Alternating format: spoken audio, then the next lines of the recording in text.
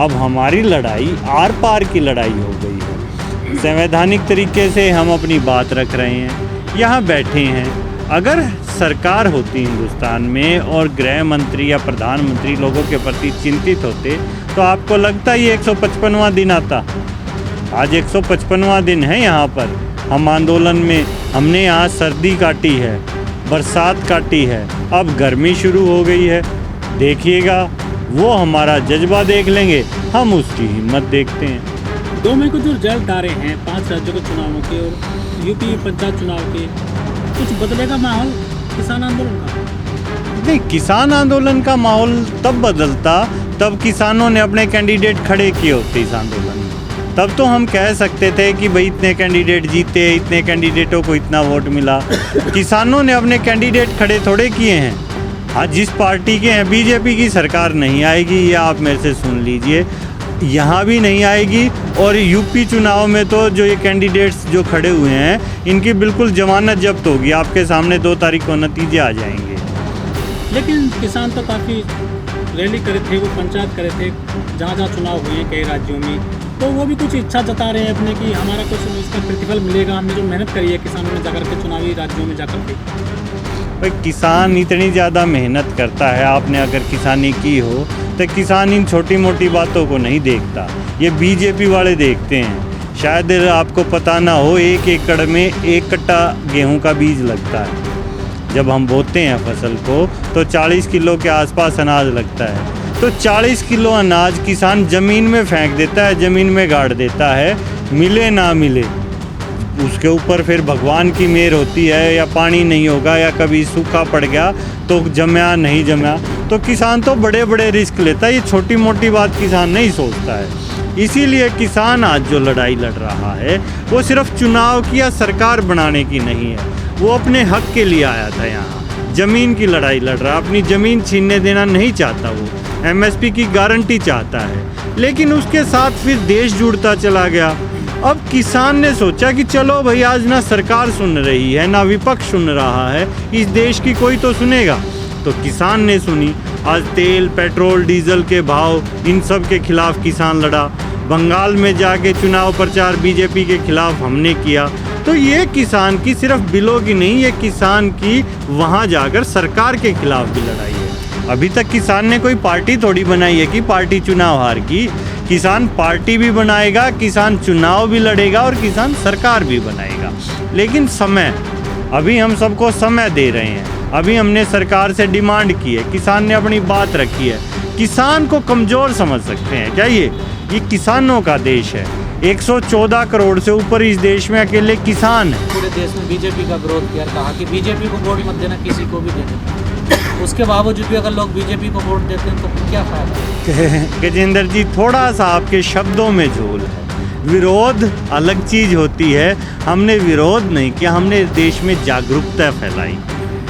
बच्चों को नकारात्मक नहीं हम पढ़ाते, बच्चों को सिखाते हैं जो अच्छा है। हम यहाँ जो देश में कमियाँ हैं, जैसे अब ये कोरोना, और ये किसकी जिम्मेदारी है? ये सरकार की जिम्मेदारी है। चलो कोई बात नहीं, आपदा आई, कोई देश से आपदा नहीं आई, विदेश से आई, तो भाई गृह मंत्री इस्तीफा दे दो, विदेश मंत्री इस्तीफा दे दे, प्रधानमंत्री इस्तीफा दे दे। और पहली बार हिंदुस्तान में ऐसी सरकार आई थी, अब की बार भाजपा सरकार नहीं थी, मोदी सरकार। जब मोदी ने अपनी जिम्मेदारी पर देश में सरकार बनाई है, तो आज जब देश में बुरी परिस्थितियां हैं तो मोदी को जिम्मेदारी लेते हुए त्याग पत्र तुरंत दे देना चाहिए, उसका नैतिक फर्ज बनता है। और अगर वो त्याग पत्र नहीं देंगे तो आज तो हम देश में जागरूकता फैला रहे हैं, कल को हम देश में सत्ता भी छीन लेंगे, सत्ता किसान ले लेगा। सर, हम किसानों से बात करते हैं, किसान बड़े कन्फ्यूज नज़र आते हैं कि जो हमारे नेता सही रास्ता नहीं बता रहे, किधर जाना है, किस पार्टी को या किस राजनीतिक दल को हमें समर्थन करना है। नहीं, किसान कंफ्यूज नहीं है। जब फसल बोते हैं तो 3-4 दिन लग जाते हैं उसको ऊपर आने में, बीज को अंकुरित होने में। तो ये जो 3-4 दिन का माहौल होता है ना, उसमें किसान से घर नहीं बैठा जाता, उसे पता है 3-4 दिन लगेंगे, लेकिन फिर भी हम जाकर उंगली मार कर देखते रहते हैं एक एक बीज को कि हाँ भाई क्यों नहीं हुआ। हम समस्या की जड़ तक जाएंगे। अभी सिर्फ ये नहीं कि ये भाई कानून वापिस, MSP, ये तो हम कराएंगे ही। देश में जो और समस्याएं आ रही हैं, निजीकरण की, पूंजीवाद की, ये समस्याएं किसकी हैं? ये मोदी की क्रिय समस्याएं हैं, शाह की हैं। मोदी शाह इस जमा बराबर में तानाशाह। इस तानाशाही को ख़त्म जो करेगा वो किसान करेगा। या जो आप व्यवस्था का संकट लगाएं या जो बेरोजगारी का संकट लगाएं, बहुत सी परेशानियां हैं देश में, सर आप उनको सबका इलाज करेगा किसान ही करेगा। सबकी इलाज करने की बात कर रहे हैं, सबकी परेशानियों की बात कर रहे हैं आप, लेकिन जो भारतीय किसान यूनियन के नेता वो कहते हैं यहाँ किसी और समस्या की बात नहीं होनी चाहिए, यहाँ सिर्फ किसानों के मुद्दे पे बात होनी चाहिए। वो मीडिया वालों को हड़काते भी हैं इस बात को। हाँ, किसी का अपना विचार हो सकता है, लेकिन किसान यूनियन के नेता के पीछे हम खड़े हैं, वो कहेंगे वैसा ही करेंगे। लेकिन यहाँ जितने भी किसान हैं वो सभी किसान इस आंदोलन से जुड़े हुए हैं। और आप सिर्फ यहाँ के किसान मत देखिए, मैं फिर एक शब्द प्रयोग करता हूँ, 28 तारीख को आपने देखा है, अब दोबारा कुछ ऐसा होगा तो इस देश का 114 करोड़ किसान जुड़ चुका है और जन समर्थन हमें मिल रहा है। आज आप देखिए, अभी बार बार कह रहे हैं कि किसान को नहीं, किसान को नहीं। अरे हम जो समझा रहे थे वो मोदी ने दिखा दिया। सरसों का तेल पिछले 3 महीने में डबल हो गया है। हम तो खुश हैं इस बार किसान आंदोलन की, अच्छी बात है कि हमारी सरसों बड़े अच्छे रेट पर बिकी है। लेकिन कहाँ गई है वो? दोबारा से उन जमाखोरों के गोदामों में गई है और उन्होंने सरसों के तेल का रेट डबल कर दिया। तो किसान तो फिर भी इतनी सरसों रख लेगा, अपने घर निकाल लेगा, लेकिन ये जो मध्यम वर्गीय हैं जो यहाँ एनसीआर क्षेत्र में रहते हैं, इनका गुजारा कैसे होगा? ऐसे ही इनका कब्जा करने का मन है गेहूं पर, ताकि ये गेहूं पर कब्जा करें और फिर 150-200 रुपये किलो आटा दें। देखिए, इस आंदोलन का समाधान तो निकलना ही है, इस समाधान से कोई रोक नहीं सकता। वो तो सर आप 5 महीने से कह रहे हैं इस बात को, लेकिन निकलेगा कैसे? ये क्या रास्ता है?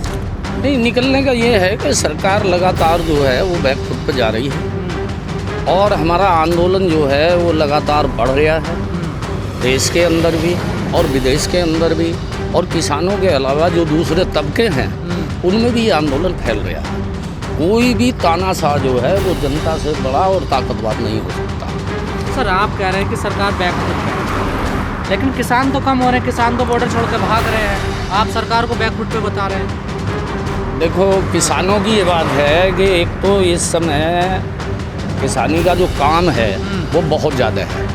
इस समय जो पश्चिमी यूपी है, देखिए अभी पंजाब में किसानों का संख्या बढ़ गई है, क्योंकि वहाँ गेहूं जो है वो कट चुकी है, किसानों की दोबारा से आवक जो है इधर शुरू हो गई है।